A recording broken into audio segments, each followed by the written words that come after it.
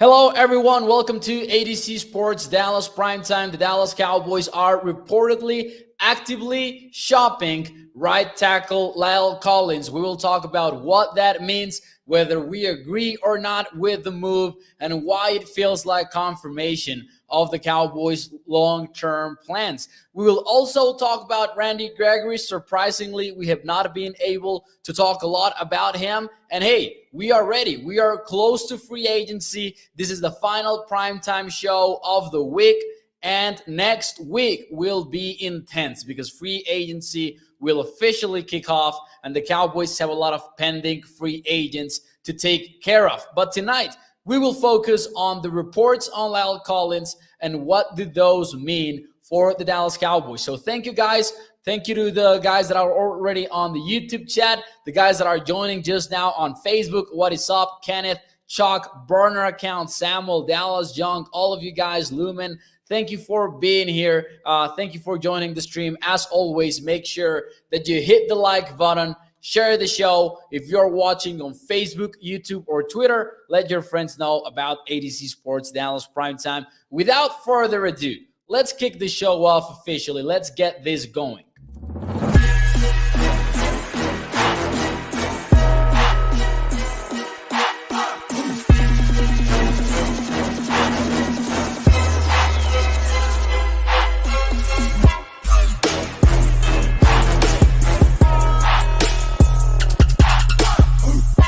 Hello, everyone, and welcome to ADC Sports Dallas Primetime, brought to you by our friends over at FreemanHyundai.com. We will talk more about them and their Freeman's prices in a few moments. But tonight on the show, welcome, everyone. As always, every Sunday through Thursday night, 8 p.m. Central, we are streaming live here on Dallas On Demand Sports Talk Network with a lot more content coming your way throughout the entire offseason. Make sure that you check out adcsports.com/Dallas. Already have an article up there on who should make the trade for the Dallas Cowboys offensive tackle Lyle Collins. So a few potential trade partners, among other stuff regarding the Cowboys and the Mavericks. Tonight on the show, we have to talk about today's report by Rapchit from NFL Network on the Cowboys being actively shopping Lyle Collins, which is somewhat of a surprise.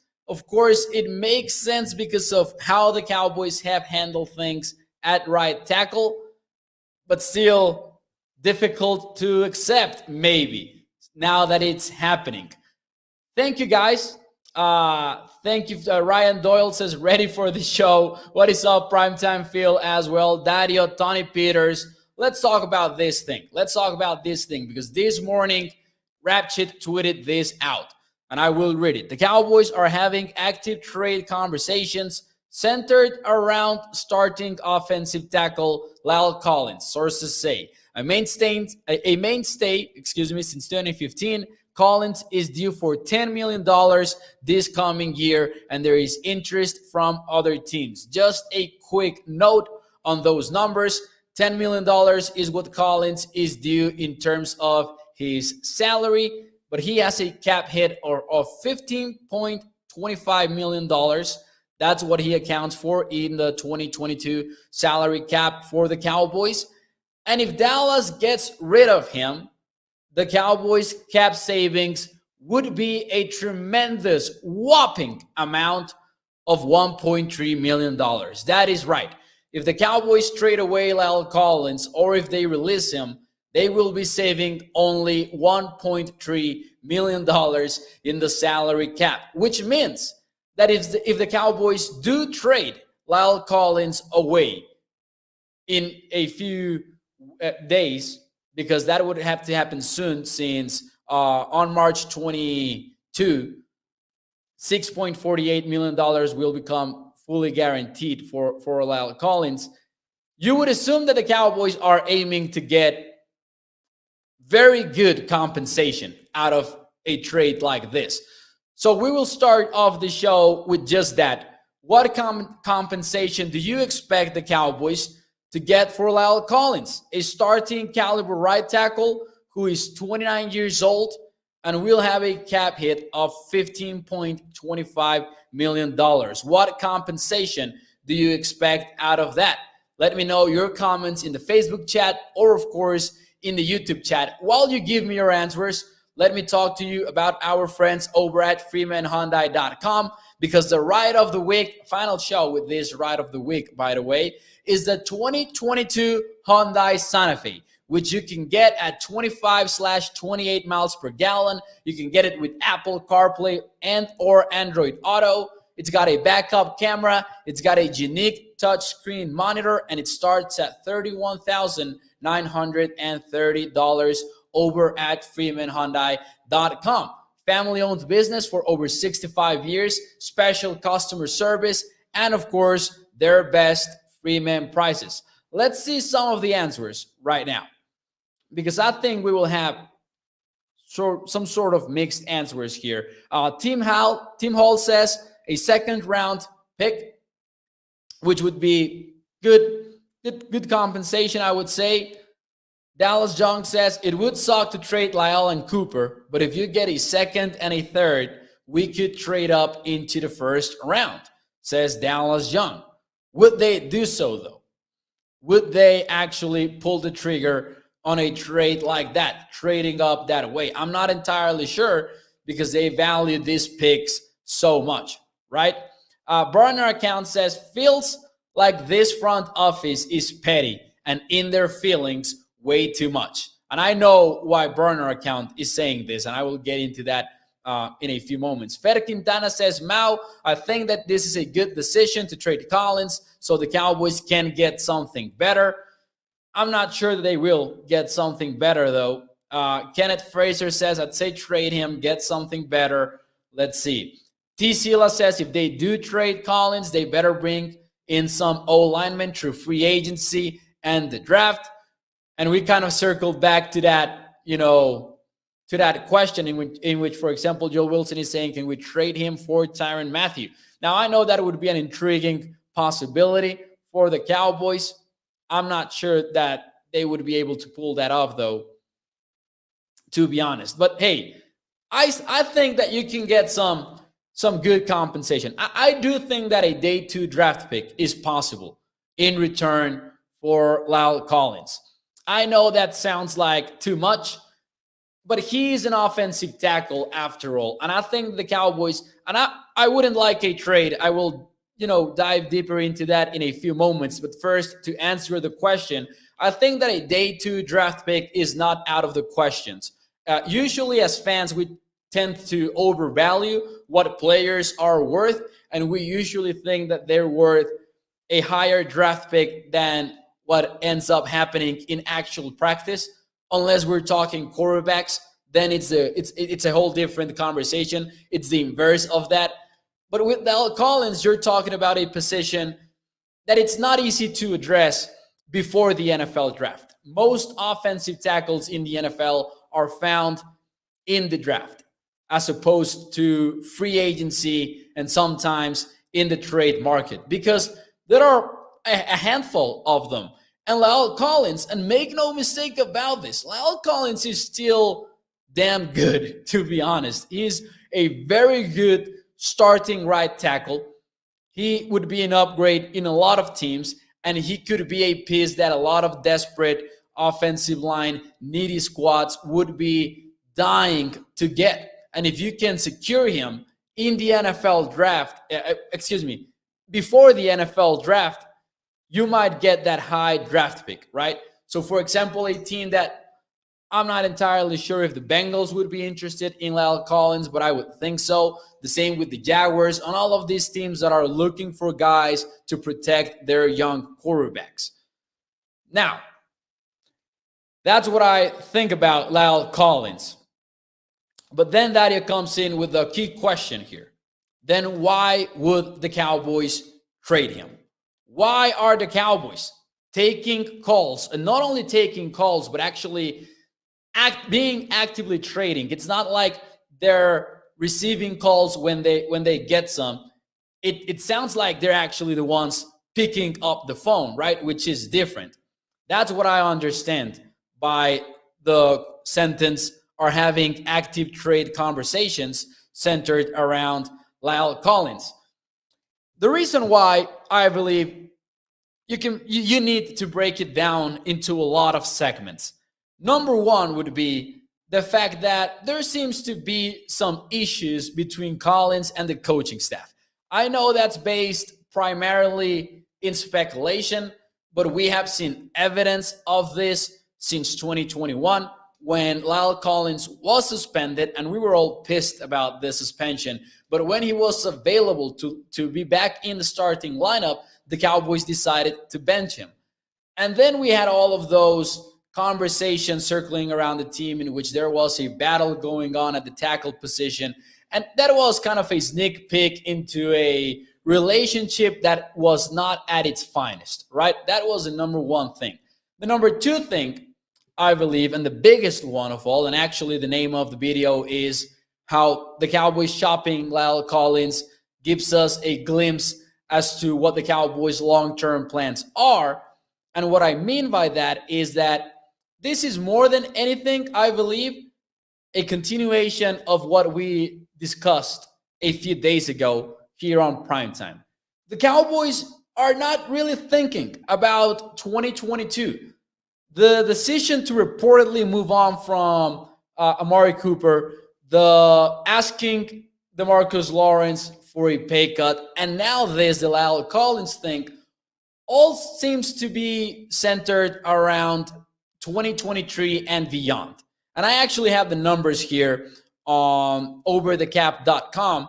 And if you go to 2023, you will find that the cap numbers for D-Law is $29 million. The cap number for Amari Cooper is $22 million. Dak Prescott's is $49.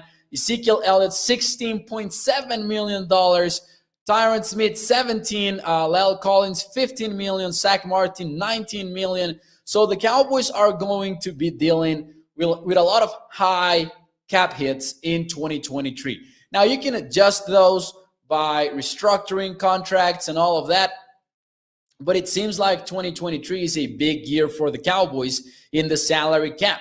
And it definitely looks like they are getting ready to deal with that. They're not trying to open up cap space to re-sign their 2022 free agency class. They are getting set for when the time comes in 2023 and 2024 after next season, they are in a position to pay the next guys. So it does feel like the Cowboys are kind of introducing us to something that we didn't expect in 2022, which is some sort of rebuild. And that is actually the next question for you guys in the chat. Do you believe this is truth or false? The Cowboys have now entered a rebuilding mode. Because we have a comment here from Swaggy D that says, rebuild for Sean Payton. And I know a lot of people will be thinking about that. Joel Wilson says they are getting rid of half the team. They're getting rid of some very good players. And it's not really about the 2022 cap space. Primetime Phil says setting up a future cap. That is exactly right. Swaggy says truth.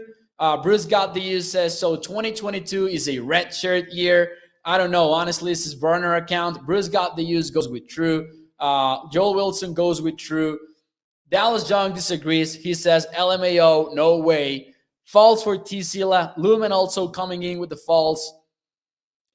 It kind of feels that way to me. Now, this is not to mean that you are on a typical rebuild mode, right? Because you've got the players to not go into it all in. You have a quarterback, you have Michael Parsons, you have Trevon Diggs, a lot of foundational players. But it seems like the Cowboys do want to reset. Otherwise, it just doesn't make any sense to me that you are going to let your number one wide receiver go. You're going to at least damage your relationship with DeMarcus Lawrence, even if he decides to accept a pay cut or something like that. And you're also, it seems like you're getting rid of your starting right tackle. Now let's talk about how that would look like for the Cowboys, because let's talk about the not I won't call it hate versus La'el Collins. I will call it the negative perception that seems to have been born in 2021 for La'el Collins. And I think there are two main reasons for that. Number one is the fact that he was suspended, and Cowboys Nation didn't like that.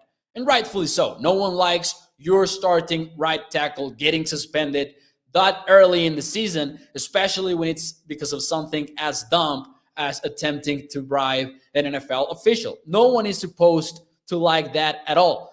Now, the number two reason would be the fact that Terrence Steele shocked us in a very positive way by leaving behind shaky 2020 performances, and shaky would be an understatement, probably, by showing us vast improvement in his level of play. And Terrence Steele played very well. And you know how a fan base works in sports. When you see a younger player do things well enough, you're thinking about maybe replacing the costly veteran, which in this case would be La'el Collins. But even if we are happy about what happened with Terrence Steele, even if we cannot deny that the Cowboys were a very efficient offense in the first half of the season, and that changed in the second half of the season, even though we know all of that, I find it very hard to put together an argument in which you say Terrence Steele is at the level of La'el Collins. Because I really do not think that is the case, and I really think it's not particularly close. And that is not a knock on Terrence Steele at all. I just think that La'el Collins is damn good, and it seems like some people in Cowboys Nation have forgotten about that. So the Cowboys, it seems to me, are accepting another downgrade at another key position. And this brings us back to what we were talking about the other day as well, in which we go, what did we expect from the Cowboys front office? This is the way that they do things. And a lot of people have said that for a long time, because it is true. The Cowboys have had a particular way of doing things that doesn't sit well with fans. But it's different. But it's different right now, I believe, for the Cowboys, because once again, we're seeing an example in which they're not just paying their own guys and avoiding outside free agents. Now they're also getting rid of their guys. And if the Cowboys believed that they were close enough to make a Super Bowl run, I don't know that they would be getting rid of Cooper, if they would be trying to trade away La'el Collins, if they would be having the pay cut conversation with DeMarcus Lawrence. Because if you could restructure their deals, you would open up a lot of cap space, including the La'el Collins situation. You open up $1.3 million in cap space in 2022 if you trade him or release him. So it's not about the 2022 cap, excuse me. You could open $6 million by restructuring Collins' deal. It's not about the 2022 salary cap. And if it's not about that, if it's about getting set for the future, I'm sorry, but I think the way that you call that is a rebuild. Even if it's a soft one or a tiny one, even if it's not in a major overhaul of the team by blowing it all up. Dallas Young says Steele played better than La'el last year. What exactly is La'el better at? I disagree with that, and I strongly disagree with that, to be honest. I think that with Collins on the team, you can see a lot more of pulling. You can see a lot more of gap scheme runs that will be better by the Cowboys. I think that he is significantly better in pass protection. I think that his anchor is better than Terrence Steele's. I think that he has better balance. I don't know about play speed, because I think that Terrence Steele, one of his highest assets is the way that he really just explodes off the snap. Other than that, I really strongly and drastically disagree with saying that Terrence Steele played better than La'el Collins. I don't think that that was the case. Unless we're talking about playing over at the left side. If we're talking about that, then yeah, maybe Terrence Steele did things better over at the left tackle.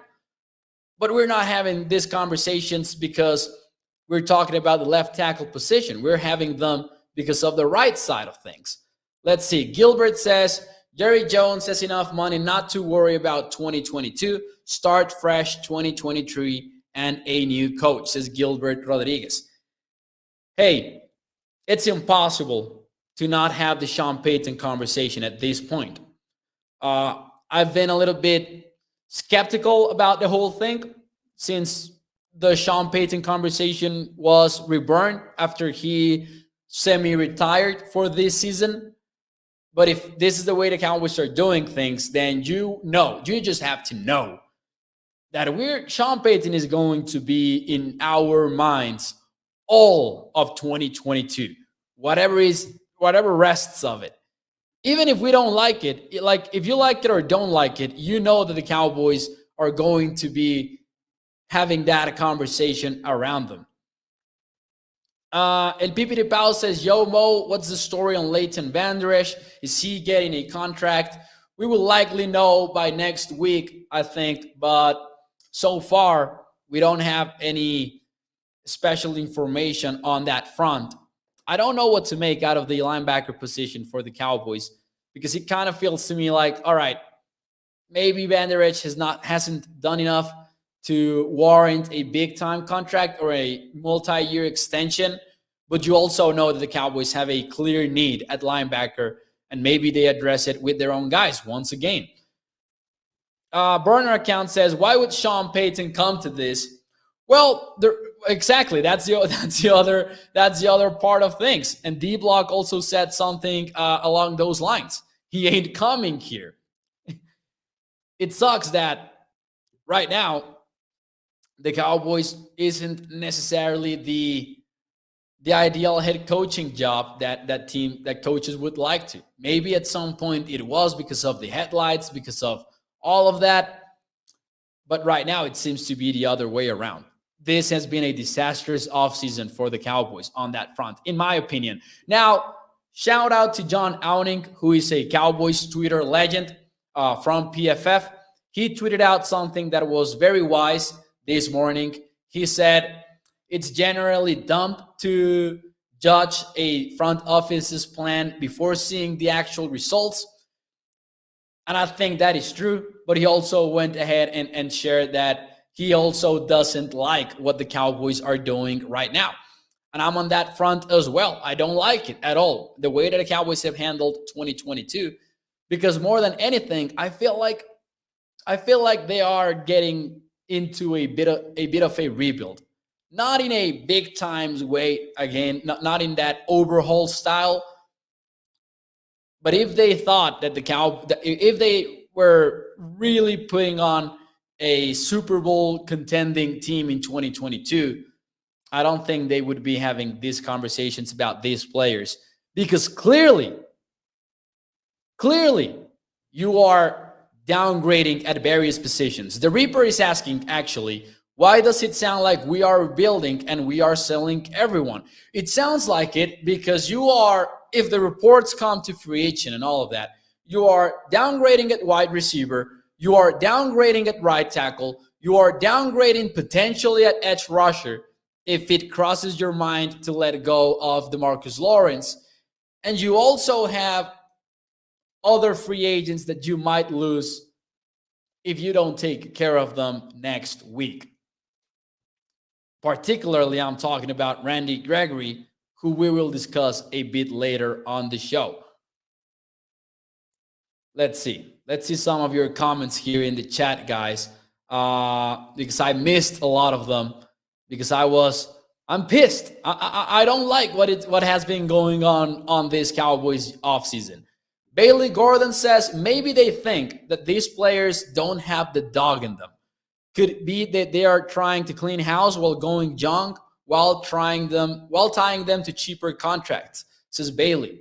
But how do you look at DeMarcus Lawrence and Amari Cooper and don't see the dog in them?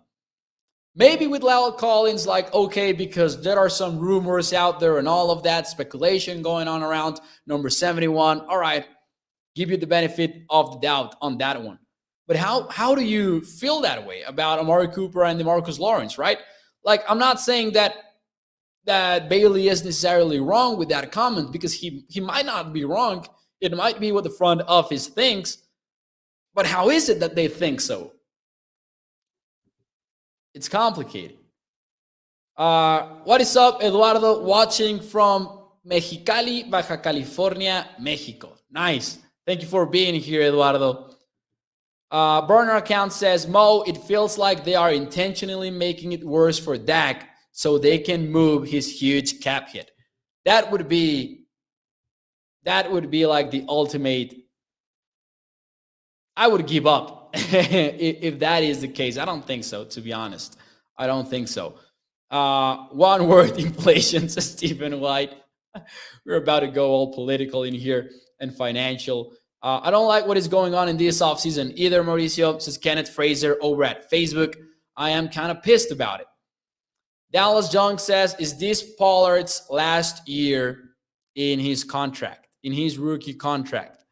Would it be his last year? I'm not entirely sure. Let me see if I can get you that answer real quick here, Dallas Young, because I believe so.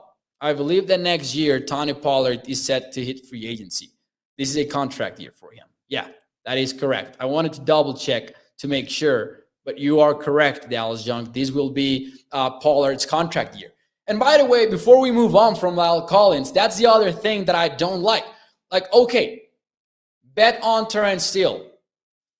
But the way that the information is coming out right now, you're not getting a deal done with Terrence Steele before you move on from Lyle Collins. I think there is no way that happens. And Terrence Steele is in a contract year for 2022. So it's not like you have a long-term answer at the position. First and foremost, because even though Steele has played well and played very well in 2021, it's still 1 year. It's still 1 year from him. And if he keeps it up, and even if he improves in 2022, you need to get a deal done. And maybe by the end of next season, he's asking for starter money. He's not asking to be the highest paid at the position or anything like that. But you didn't get the deal done beforehand, and now you know that you're shopping Lyle Collins, and there is no way that Steele is going to sign anything right now, because he knows that he can take his value to a whole other level by starting a year for the Cowboys. Oh, man. Anyways, the Reaper says Steele hasn't even played a full season. We saw 6 games. I haven't even seen the whole season consistency. Exactly. I think that there is some bias when it comes to the Steele versus Collins debate that seemingly exists around Cowboys Nation. And I think that that's just a bias that exists because of the Cowboys production when each of them was playing, right? Steele played a lot in the first half of the season after Collins' suspension. And that was when the Cowboys offense was clicking. Mo, say it with me, our front office is terrible. Man, I have not liked at all what has been going on in this offseason. Again, I think that we have complained about this sort of stuff before, but this is different. We have complained about other stuff, actually, when it comes to the front office. Joel Wilson says Anthony Brown gone. Hey, could be another possibility. I know that some people have pegged him as a potential cap casualty for the Cowboys. I don't know if you can get anything in return for him after his 2021 season. So I'm not going to rule it out. I'm not going to rule anything out right now when it comes to the Cowboys sending away any of their players or starters. But anyways, before we move on, before we leave tonight, This offseason has been so crazy that we have not even talked enough about Randy Gregory and the fact that we don't know what will happen with him. I know that there are some reports out there on multiple people around the league believing that Randy Gregory will stay in Dallas and will sign with the Cowboys. That seems to be far from a fact, though.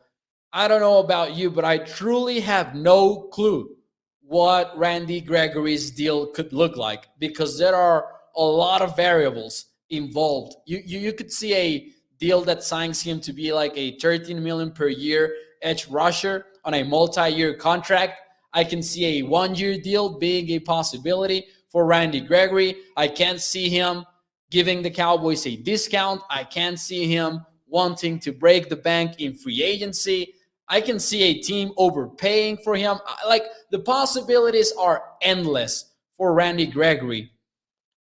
But if he stays, I believe many people would speculate that DeMarcus Lawrence would be gone sooner or later. So the question for you guys is, if that happens, if the Cowboys do indeed go to a battle with DeMarcus Lawrence, he ends up leaving, and you stay with Randy Gregory, how confident would you feel on the Cowboys edge rushers? That is your question from 1 to 10. How would you rate the Cowboys pass rushers if Gregory stays and D-Law doesn't? Because right now, you could imagine, you could argue that it's one of the best positions for the Cowboys today. With Gregory, Schultz, I don't know why I threw Schultz's name in there, excuse me. With Gregory, Lawrence, and Micah Parsons, edge rusher might be one of the best positions for the Cowboys. But the thing is, you don't know if Lawrence will stay and Gregory is set to hit free agency.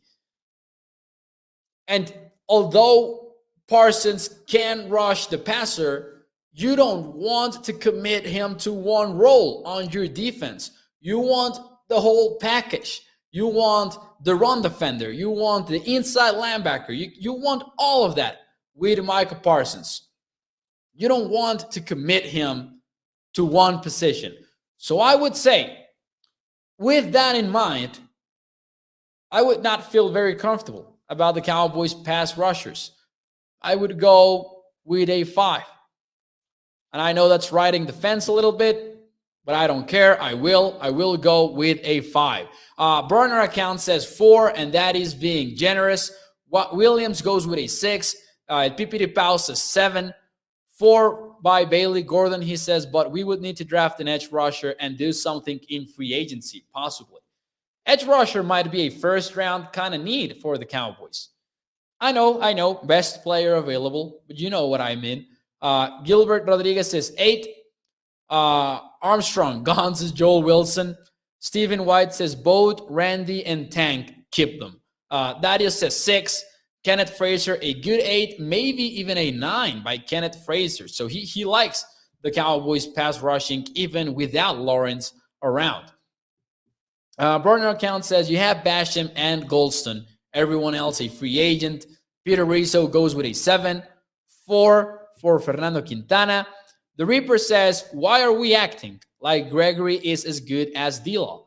Gregory's stats says he's worse. The most sacks he's had in any year is 6. And I think it's because there's this kind of, not by everyone, of course, but there seems to be some sort of hate versus DeMarcus Lawrence for some reason, even though he's still one of the most complete defensive ends in the entire league. But there seems to be this kind of hate going around for him. And what concerns me the most by sticking with Randy Gregory only. I love Randy Gregory. I really do. I really do. But let me see if I can open up this real quick. Let's take a look at their snap counts, right? So the Marcus Lawrence snap counts, if you take a look at them, 2021, well, he was injured for a while. He played 7 games. All right. That's the perfect example, actually. DeMarcus Lawrence played 7 games in 2021, and he played 57% of the defensive snaps. Is that right? Damn, Lawrence. Who? Why do they want to get rid of him? Gregory in 12 games, he played 55% of the defensive snaps. So that's kind of right there, the perfect example of what I was trying to explain to you guys. Lawrence played fewer games, significantly fewer games, and he ended up with that kind of snap count. Let's see. Let's break it down, right? No, that was not accurate at all. All right, that makes sense, I believe. That makes a lot of sense. That didn't make sense at all mathematically. But let's look at the snap counts per game. You have Lawrence playing 66% versus the Bucs, 52 versus the Saints, 69 Washington, 63 versus the New York Giants. So right off the bat, you have, if I'm making my math right here, 4 games with over 60% snaps for the Marcus Lawrence. If you take a look at Randy Gregory's numbers on that front, they will not be that high, I believe. They will not be that high, but I'm trying to open them up here. So you've got 1 game, which is versus Philadelphia, 4, 5, 6 in how many games more, right? 7 games versus 11. And he only had a few more games with over 60% snaps. So I kind of worry about that as well, to be honest. Randy was barely allowed to play. That was a dumb comment, says Big. But I think he was responding to another comment or to what I'm saying here. Randy was barely allowed to play, but I'm talking specifically about 2021, and Gregory played. The Jones boys are down on Tank, says Bailey Gordon. Right or wrong, that's what it is. Gregory has missed nearly whole seasons. That is exactly right as well. And what you don't want is this that is being brought up by Joel. You lose Lawrence, you might as well move Parsons to end. You might end up doing that, but I don't know that that's the ideal plan, right? Don Washington says, if moving Collins is real, then the Cowboys are planning to be bad for a very long time. Maybe not that long, but yeah, I don't like the idea of moving on from Lyle Collins. But anyways, guys, thank you. Thank you for joining the show. As always, can't believe we're already 40 minutes into the show. I always enjoy this a lot. Yesterday, we had one cool thing, and my one cool thing was going to be that we had baseball back. Ended up not being the case on Wednesday, but today it happened. So I just wanted to get that off my chest. We have baseball. Baseball is back. April 7th will be the 2022 opening day. I'm excited about that. But anyways, thank you. Thank you for joining the show. Do me a favor. Hit the like button. Share the show. If you're watching on Facebook, YouTube, or Twitter, let your friends know about ADC Sports Dallas Primetime. That is brought to you, as always, by our friends over at freemanhyundai.com. Check out their ride of the week is the 2022 Hyundai Santa Fe. Check out their Freeman prices on their website. And hey, thank you for being here. Enjoy your weekend. Thank you, Bailey, Daddy Williams, Ryan Doyle, Dallas Young, all of you guys, even those who don't comment. Shout out to the podcast audience as well. Remember that you can listen to these shows on Spotify, iTunes, or wherever you listen to podcasts. I will see you on Sunday. Have a great weekend. See you guys.